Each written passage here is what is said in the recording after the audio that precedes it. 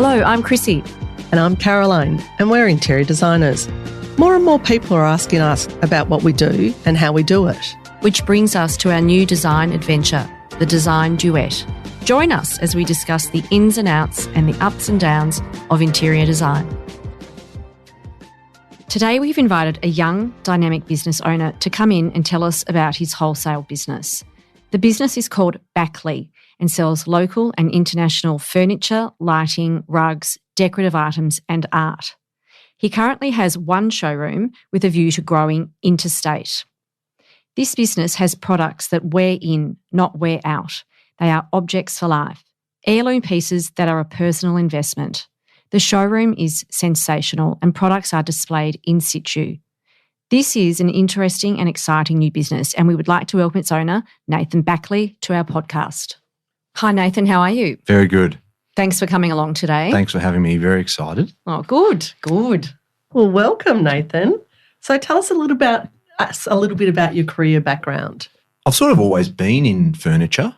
I don't know if it happened deliberately or by some other sort of intervention, but I did work experience at Angel's Auction House Wow. on Bridge Road, and that was sort of my first foray into the furniture world. And then when I finished school, I was out of home very quickly. Really? So, I was out of home probably, I wouldn't have even been 19. I was out the door. Stepfather said, "You don't live here anymore. You've finished school, so you need to go." And I thought, well, I don't know where to go. So the back seat of the car was there for a little while, and then then a mate's couch, and then another mate's couch, and then I sort of realised I better get a job because I need to rent somewhere because I need somewhere to live. And I was I can't remember how I found the job, but I ended up landing at IKEA, and I was on the checkout at IKEA from sort of 19, late 18, early 19. That would have been an experience. Yeah, that was a lot of fun, a lot of very big lines and people coming through at all sorts of hours of the day because I feel like IKEA is open 24/7. I don't think it was back then. But yeah, the lady who started Hub, Jackie, came through my checkout at IKEA when she was sort of setting up the office and setting up that business. I think the business was a year in or a year and a half in, and I served her. And she had tried to buy some things off the floor. So if you go to IKEA, like you go through the display, obviously the showroom area, and then you end up in the warehouse area, and that's where you're supposed to pick and pack your order. Yeah. And she'd taken all of this stuff off the floor through the showroom and then just brought it to the checkout. And I'd sort of said, this is not how it works. You need to go about it this way. Anyway, I sort of served her and helped her with everything and answered all of her questions and queries. And then pretty much on the spot, she offered me a job and asked me, what I was doing, what my plans were. I ended up going into the city on Exhibition Street where we were and having an interview and accepting the role at Hub. And that was sort of how my experience in the furniture What year was business. that? That would have been end of 2005. Okay. I started there. And then I just really worked my way up in that business. I was, it was an amazing company. I work with some incredible people. There's a lot of people sort of in the industry now who are running businesses who worked at Hub during that time. There are, people who have opened stores and furniture businesses overseas as well in London and New York and that sort of thing. So it was a really, interesting place to work, met a lot of great people. I ended up working there for 16 or 17 years. So I had that opportunity to grow with the business. And as the business grew, I grew and took on different roles and different opportunities. And by the end, I was sort of managing the sales team across Australia, 25 or 30 people. Wow. Travelling to Milan every year. That'd be tough. Which was very lovely. Sitting up the back of the plane. Oh. And sort of early COVID came along. My wife and I, we had our first child, and I sort of decided to take a bit of time off. So I left Hub in early 2020, and then I went and worked somewhere else. And then I decided that it's time to do my own thing, having helped other people for so long. How awesome. Incredible. So your business is called Bachli, which is also your surname. What does it mean? Bachli means little stream, right, or a continuous flow of people and things. So it works well from the perspective of the product that we're offering and selling is, hopefully items that are going to wear in and not wear out, heirloom items. And that's really part of the strategy of what we offer. It also works well because it's original. I don't think anyone else is going to take it. And coming up with something original is quite important, I think, from that side of things. And then the community that we're trying to create around the business as well, with a continuous flow of people, is something that is really important to us. And so, are you the business owner, the sole business owner, Nathan? It was me to start with. My partner Beck has been working in the company, and just recently we've brought somebody else on who's been in the industry for a very long time and quite well known, Anissa, and she has a small percentage in the business as a partner, which is, really goes back again to the name, like a continuous flow of people and things. We want to build a community, and we want to share the load as much as we can, and make sure that we're working with people that we really care about. And this is someone I've known for a really long time who does a great job. So it made a lot of sense to bring her into the business. My partner and I have also got a 12-week-old, so we needed some help and we needed some support, and it just worked out nicely with Nis. Well, that's fantastic. So you started the business in COVID times. Did that inspire you to start the business, or what inspired you? I thought about this. I mean, I'd love to have like a really clever answer, but we know you're clever. But I don't. It was just the timing was there. I really saw COVID. When COVID obviously lasted for a very long time, and I worked somewhere else, for a big part of that. But COVID sort of presented as an opportunity for me to start Bachli. And, one of the things I've always tried to do is try to see opportunities where maybe other people might see obstacles. And what I mean by that was we found a really great showroom in Hawthorn, drove past it every day as I was going to work in South Melbourne. Well, I drove past it in the morning and I drove past it on the way home, and I just saw it sitting there and sitting there and sitting there, and lockdown after lockdown after lockdown. And I decided starting my own business is something that I really want to do, and something that I think that I've got the skills and the network to make successful, but you need a showroom, and showrooms are really expensive. So, I saw COVID as an opportunity from that side of things to hopefully get a good deal from the landlord on this, beautiful store in Hawthorn that had been sitting there empty for 2 years. It worked out that way. So it was the showroom that inspired you? Yeah, it was the showroom that inspired me. It was the showroom. Which is in Burwood Road? Burwood Road in Hawthorn, yes. We've got 500 square metres there. And, it's a nice old industrial sawtooth roof building, got a beautiful entrance, and it's not a typical sort of space in terms of big box retail. Yeah. It gets cold in the winter and it gets nice and hot in the summer. Anyone who came to our launch party, will be across that. We just need more Aperol spritzers to cool people down. Yeah, no, it's a beautiful building. And when I first started doing my interior design, I used to go in there, and it was a fabric house, as I'm sure I've told you, and I'm sure that other designers and architects have told you. And it just always had such a good feel, that building. And even now, it's completely different than it was when I first started doing interior design, and it was a fabric house more so, and with some furniture and wallpapers, decorative items, but it's just got an awesome feel. So if anyone hasn't been in, do yourself a favour. Yeah, please pop down. I think in between those guys and us, there was a going out of business Persian rug store. Of shops course. That's 100% off every other day of the week. Of course. Well, tell us a little bit about your brands then, Nathan, and the relationships you have with these brands. Yeah, so we're working with exclusively in Australia, MDF Italia, Saba, Low Furniture, Tosby from Belgium, Nodi Rugs from New Zealand. We're not what you were, there's multi-brand stores and there's mono-brand stores. We're a multi-brand store, but, not a multi-brand store that is or aiming to work with 60, 70, 80 brands. We're working with 4 or 5. There's always room for one more or 2 more. We make sure that there's headspace available if the right thing comes along. But those brands are brands that I've known very well, having worked with the people who run them for a very long time. Like Andrew from Low Furniture is, someone I've known for 18 or 19 years. Frederick, who's the CEO of MDF Italia, the same. I've known him for 14 or 15 years. They're owned by the Cassina family. I'm sure everyone will know Cassina. The Cassina family bought MDF Italia in 2008, 2009, so I've known them for a very long time as well. Rob, who owns Tosby out of Bruges in Belgium, which is, a great excuse to go visit Bruges, having a supplier from there. Absolutely. But I've known him for a very long time too. So, there's a common theme between, the brands that we work with is, there's deep loyalty there, and there's a deep loyalty from them to trust us as a new business. Like, for a brand to go with us, even with the experience that we've got in terms of the years in the industry, it's a big risk for them to work with someone like us. So we really, appreciate and respect that trust that they've put in us to represent their brand.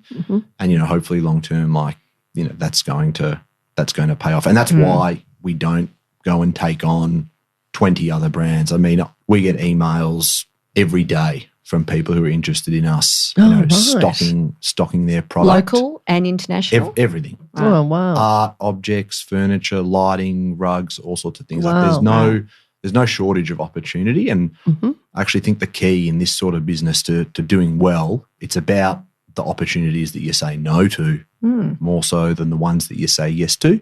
You can become very overwhelmed very quickly. And then in terms of offering a service to your retail or to your design clients, it gets watered down. So, things like having the website up to date and making sure pricing's there and, having samples and catalogues and being knowledgeable about everything that you're offering is something that's very important.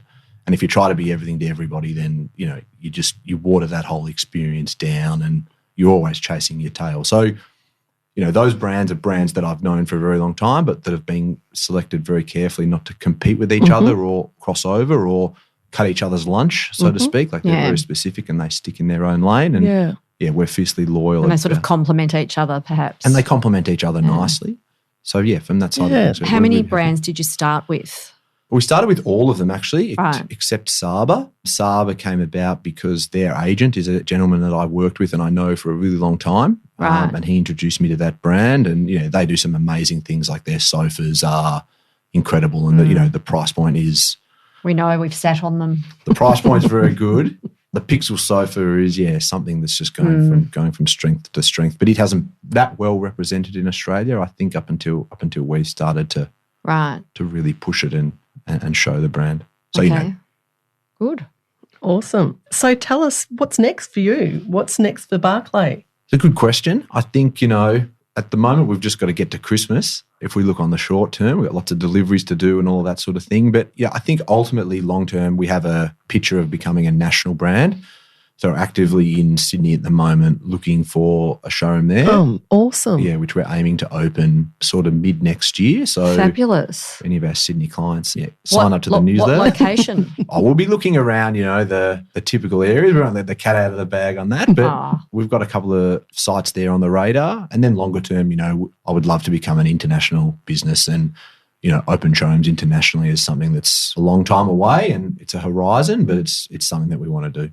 How do you stay on top of industry trends, or do you stay on top of industry trends? I've been to Milan, to the fair, to the Salone, 25 times. Well, not 25, probably 20. And then I've probably been to Milan itself another 10 or 15 times. So, I think travel is something that's really, really important, and it's interesting to see what's happening over there at the moment, looking back at 2023 and, the number of exhibitors there was probably 50% down, on what the number of exhibitors were, 2015, 2016. And that will be interesting to see sort of what happens moving forward, because I hope trade fairs stick around. Yeah, for sure. Trade fairs are, incredibly important to have everything under one roof, makes life a bit easier and, building a network and that sort of thing. It's really important. So from a product point of view, like travel is absolutely critical. Obviously Instagram now and, the internet and how far that's come, you can be across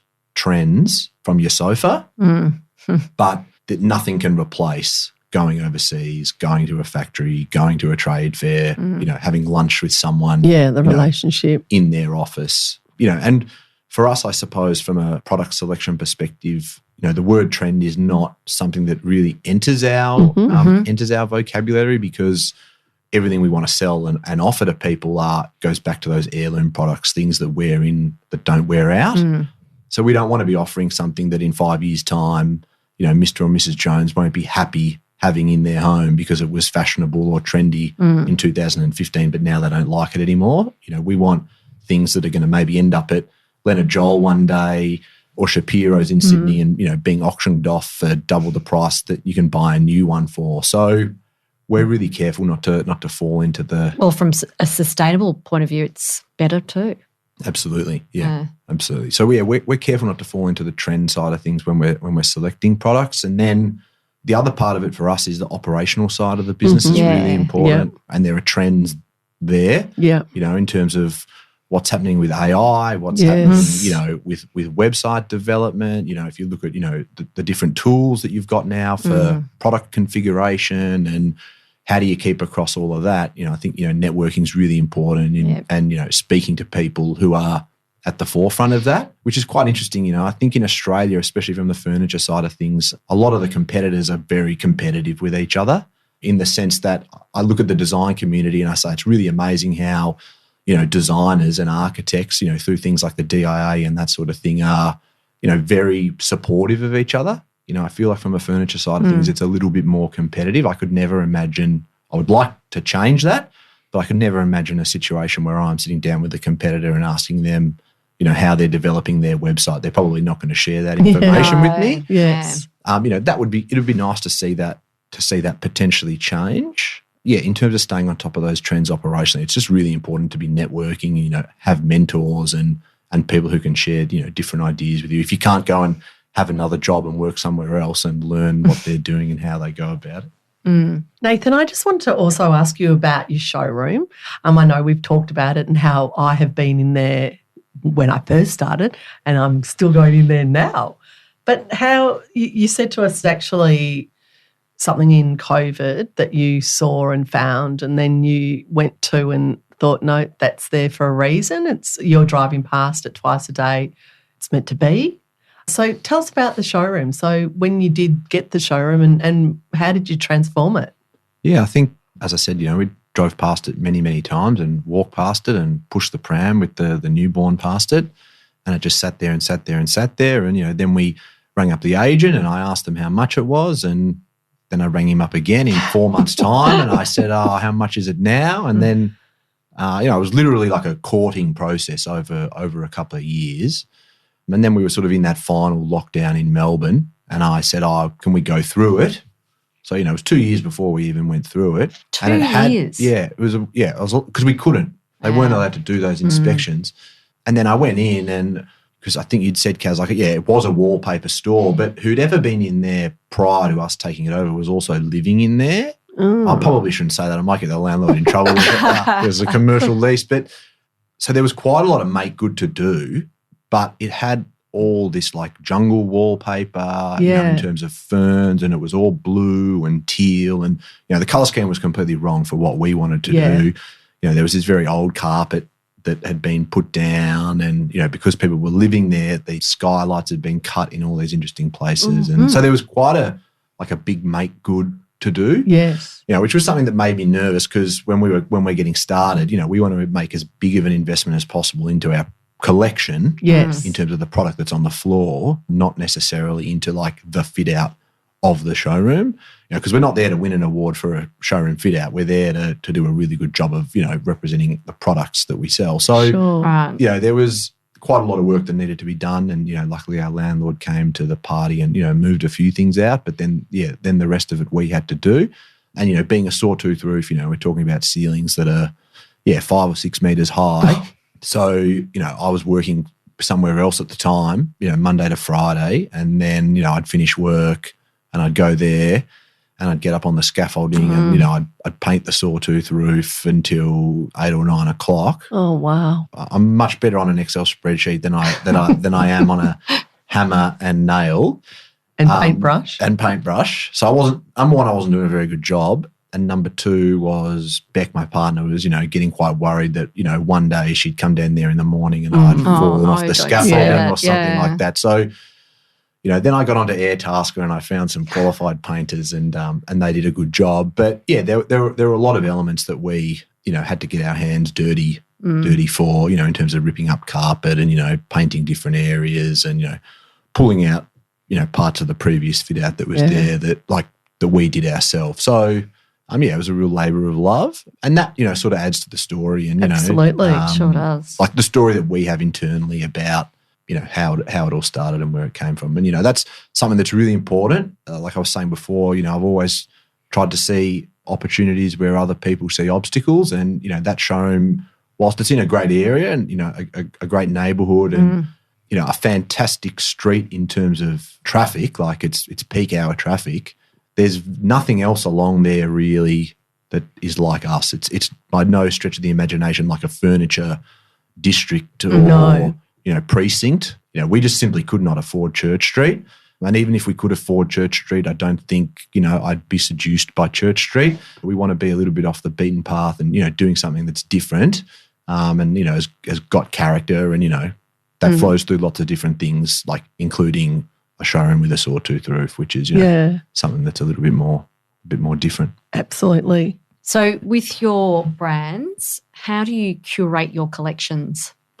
Yeah, I mean, that is what we do. Like we are a curator. We don't design the product. We don't make the product. We're not designers. So when, Mr. or Mrs. Jones comes into the showroom, like we don't say we can draw floor plans or like we can position, any furniture in your room. Like, that is not what we do.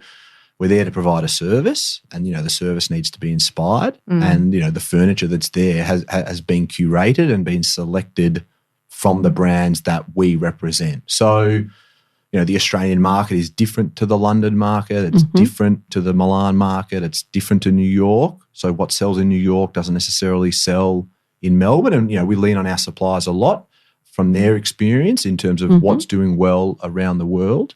But we really need to distill into Australia, from the suppliers that we're working with overseas and local as well, and then put our sort of understanding and taste and selection on, the different fabrics and the different configurations and that sort of thing. And even between Melbourne and Sydney, it's just completely different. You put a white sofa into the Melbourne showroom. I don't have a Sydney showroom at the moment, but, when I've been in other businesses, you put a white sofa into the Sydney showroom and, you can't sell one, and you put a white sofa into the Sydney showroom and you'll sell 10. You put a navy sofa into the Sydney showroom and, no one will even look at it, and then it goes in the front window in Melbourne and, you'll sell 5 or 6. So getting that curation right. Is that based on climate, or what are you saying?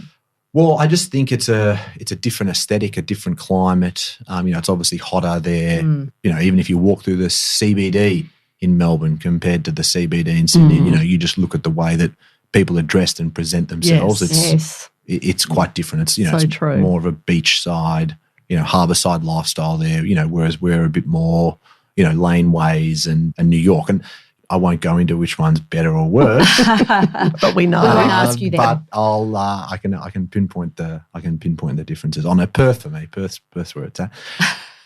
My partner's from Perth. So yeah, look, we're trying to curate that collection and distill it into Australia into a display in the showroom that's going to work and identify. It's also something that we need to be careful with, like colour. Like I love colour, but if we go and order a sofa in something that's too loud, potentially at a clearance sale one day when we want to change our stock and turn it over, we might struggle to move that piece on. And our stock is really where our, all of our money has been invested. So we need to juggle and balance having the showroom set up to be inspiring, but then also have purchased pieces that one day down the track we're going to be able to sell so that we can get the money back to then be able to keep reinvesting and continuing that process of the showroom looking new and fresh. So it's careful consideration with each piece. Yep. And being a little bit brave too. There's a few things in there that are interesting, but there's a real effort. There's a real emphasis, on that curatorial aspect to what And so as a team, would you all do that together? Or is it mainly the three of you? No, I don't know if I'll get in trouble for this, but I think I've probably picked 99% of it, obviously with a lot of, so if you like it, it's on me. If you don't, then it's also on me. Well, thank goodness we've liked a lot of products so far. Look, we all have an input. Fantastic. What's the most important part of your business, do you think, Nathan? And what is important for you in your business? I think the most important part of our business internally is culture for sure. Yeah. And I think in a small business that's a startup where you're really busy, like you could be painting the wall, like I kid you not, like sometimes we're painting the wall because we put these posters up, like the rock posters. You know, we put rock posters up on the outside of the showroom to promote whatever we're doing to increase and expand our window frontage. You know, the rock posters with glue. We're out there painting the glue on. Yeah. You know, then you can be unloading a container, then you can be doing a delivery, then you can be updating the website. We're a team of 5, so we are a team. We're not one person in there of course, doing everything. But finding time for, you know, team-based activities and that sort of thing is really important for us internally. You know, externally from a client perspective and from a supplier point of view, like it comes down to exceeding expectations. That's the most important thing. Like there's a lot of glamour in going to Milan and, you know, there's a lot of glamour in finding new product and, you know, ordering furniture for the showroom and, you know, setting up the floor and that sort of thing. But ultimately, the most important thing is that we meet people's expectations or, you know, exceed them as often as we possibly can. Like we can't be delivering orders late. We need to be delivering orders early. We can't be charging people exorbitant storage fees, you know, when a project's delayed and they're not ready for delivery. So we can't be charging, you know, really, really high delivery fees either. You know, we try to have a bit of a flat model where it's just a flat, you know, $200. It doesn't matter what you order. So we're trying to really exceed expectations all the time, and that's what's really important for us. That's really good. So you're nearly 2 years into your business. What lessons have you learned so far, and what are some of your highlights? I think one of the most important things that I'm across is not being overwhelmed by like imagined problems. You know, there are so many things that can go wrong that, you know, you think about day to day, or you might think about it at night when you're asleep. In this environment that we're in at the moment, and also in a new business, it's really important not to get too overwhelmed by things that haven't happened yet, and, you know, focus on what's happening day to day. You know, there are so many great opportunities in a new business, and often you don't know what they're going to be from one day to the next. So, yeah, not getting too overwhelmed by things that haven't happened yet, and just making sure that we're focusing on what's right there in front of us at the moment. And, you know, from a highlight point of view, like every day is a highlight. Oh, that's good. Yeah, we really enjoy the process. And, you know, as I said, I'm working with some people that are really important to me and that we care about, you know, including my partner. So that makes life That's fun. good. That's fantastic. We do this little thing where we have statements. Our statement for you today, Nathan, is build it and they will come. Yeah, I think that is true, but in and of itself, it's not enough. If you don't at least build it, you have no hope of anybody ever turning up, right? So you at least have to build it to then figure out the rest. And yeah, you've got to plant the seed, and then it comes down to nurturing that and, you know, looking after it every day and, you know, giving it the right amount of water and the right amount of sunlight. And then, you know, that effort over 1 week, 1 year, 10 years is ultimately what's going to, you know, maybe make that statement be true or not. And often it might not happen the way that you intended it to happen. So you might have built something expecting X, and then Y happened because you're not necessarily in control of who's going to come and when they're going to come. So, yeah, as a myth, I think it's true and it's not true. Well, it's a fantastic answer. Yeah. I really like that too.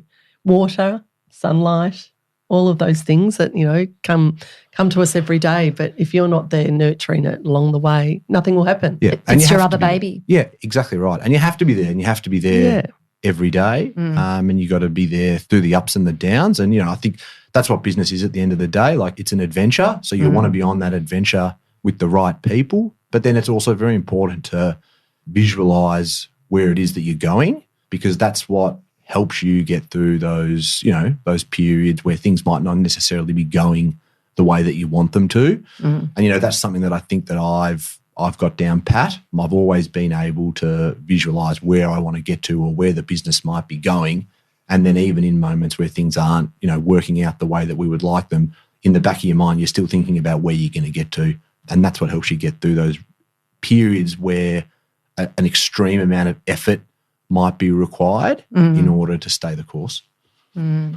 I like that. Yep. Well, we can only say thank you, and we wish you every bit of luck and success in your business. Thanks, guys. You're certainly giving it the best go, and we just love coming in. We love everything you've got in there and the way you've set it up. Yeah, the product is next level. It's extremely beautiful.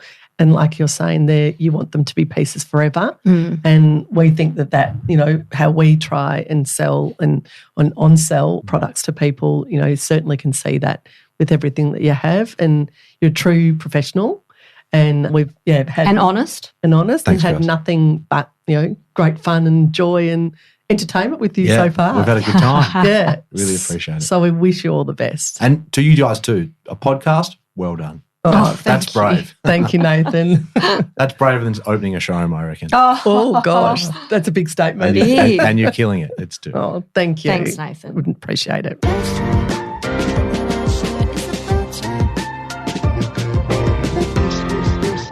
Thanks for listening. We hope you enjoyed today's show. If you'd like to get in touch, email us on thedesignduet@gmail.com or DM us on our Instagram page, The Design Duet.